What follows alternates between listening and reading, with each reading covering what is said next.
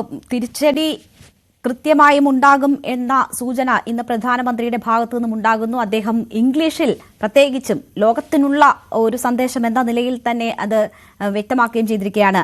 കിരൺ, ഏറ്റവും ഒടുവിൽ ലഭിക്കുന്ന വിവരമനുസരിച്ച് സർവകക്ഷി യോഗം ആരംഭിച്ചിരിക്കുകയാണ്. നമുക്കറിയാം ഇതുവരെ ഈ പഹൽഗാം സംഭവവുമായി ബന്ധപ്പെട്ട് ഇന്ത്യ ഒരു രാജ്യം എന്ന നിലയിൽ ഒറ്റയ്ക്കൊരു ശബ്ദമായിട്ടാണ് ഉയർന്നു കേൾക്കുന്നത്.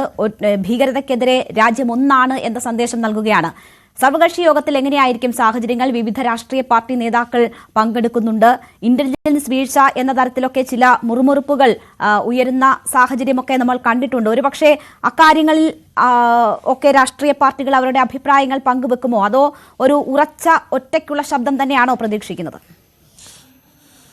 രേണുക, പ്രധാനമായും ഈ വിഷയത്തിൽ ഇന്ത്യ സർക്കാർ എടുക്കുന്ന തീരുമാനങ്ങൾക്ക് ഒപ്പം നിൽക്കാനുള്ള ശക്തമായ തീരുമാനവും പിന്തുണയും തന്നെയാവും പ്രധാനപ്പെട്ട രാഷ്ട്രീയ പാർട്ടികൾ, കോൺഗ്രസ് അടക്കം പ്രതിപക്ഷത്തെ പാർട്ടികളെല്ലാം തന്നെ നൽകുക. കോൺഗ്രസിൽ നിന്ന് മല്ലികാർജ്ജുൻ ഖാർഗെയും രാഹുൽ ഗാന്ധിയും അടക്കമുള്ളവർ ഈ യോഗത്തിൽ പങ്കെടുക്കുന്നുണ്ട്. പക്ഷേ പ്രധാനമന്ത്രി ഈ യോഗത്തിൽ പങ്കെടുക്കുന്നില്ല.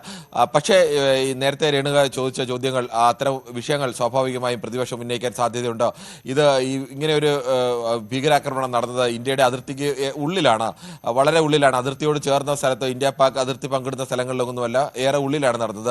അത്തരമൊരു സ്ഥലത്ത് ഇങ്ങനെ ഒരു ഭീകരാക്രമണം നടന്നപ്പോൾ അതിൽ ഇന്റലിജൻസ് വീഴ്ചയില്ല എന്നുള്ള, അല്ലെങ്കിൽ അത് പരിഹരിക്കണം എന്നുള്ള മട്ടിലേക്ക്, അല്ലെങ്കിൽ ഒരു സർക്കാരിനെ കുറ്റപ്പെടുത്തുന്നതിനപ്പുറത്തേക്ക് പക്ഷേ ഈ വിഷയം യോഗത്തിൽ ഉന്നയിക്കാൻ സാധ്യതയുണ്ട്. ഇന്ത്യയുടെ ഭാഗത്ത് അങ്ങനെ വീഴ്ച ഉണ്ടെങ്കിൽ അത് പരിഹരിക്കണം എന്നുള്ള, അതോടൊപ്പം തന്നെ ഈ ഭീകരരെ ഇതുവരെ പിടികൂടാൻ കഴിഞ്ഞിട്ടില്ല, ആ വിഷയം അതിശക്തമായി തന്നെ പ്രതിപക്ഷ നേതാക്കളടക്കം ഉന്നയിക്കാൻ സാധ്യതയുണ്ട്. പക്ഷേ പൊതുവായി ഇന്ത്യയുടെ പൊതുവായ തീരുമാനങ്ങളിൽ ഇന്ത്യ ഒറ്റക്കെട്ടായി നിന്ന് ഇതിനെ നേരിടണം എന്നുള്ള തീരുമാനത്തിൽ എല്ലാ രാഷ്ട്രീയ പാർട്ടികളുടെ ഭാഗത്തു നിന്നും ഐക്യത്തോടു കൂടിയുള്ള തീരുമാനം ഉണ്ടാകും എന്നുള്ള സൂചന തന്നെയാണ് രാഷ്ട്രീയ പാർട്ടി പ്രതിപക്ഷ നേതാവ് രാഹുൽ ഗാന്ധി അടക്കം എല്ലാ പാർട്ടികളുടെയും നേതാക്കളുടെ ഭാഗത്തു നിന്നുണ്ടായ പ്രതികരണം. പ്രത്യേകിച്ച് കശ്മീരിലെ പ്രധാനപ്പെട്ട പാർട്ടികളുടെയൊക്കെ ഭാഗത്തു നിന്ന് ആ തുടക്കഘട്ടത്തിൽ ഇതിലെ ഇന്റലിജൻസ് വീഴ്ചയെ സംബന്ധിച്ചൊക്കെ ചില ആശങ്കകളൊക്കെ വന്നിരുന്നു. പക്ഷേ പിന്നീട് ആദ്യം അത് ഏറ്റവും ശക്തമായി പറഞ്ഞത് PDP നേതാവ് മെഹബൂബ മുഫ്തിയാണ്. പക്ഷേ മെഹബൂബ മുഫ്തി അടക്കം പിന്നീട് ആ വിഷയത്തിൽ തീരുമാനം ഇന്ത്യ പൂർണ്ണമായും ഈ വിമർശനങ്ങൾ മാറ്റിവെച്ചുകൊണ്ടുള്ള നിലപാട് തന്നെയാണ് അറിയിച്ചത്. അത്തരം ഒരു നിലപാട് തന്നെയാവും മിക്കവാറും എല്ലാ രാഷ്ട്രീയ പാർട്ടികളും അറിയിക്കുക എന്നാണ് പ്രതീക്ഷ.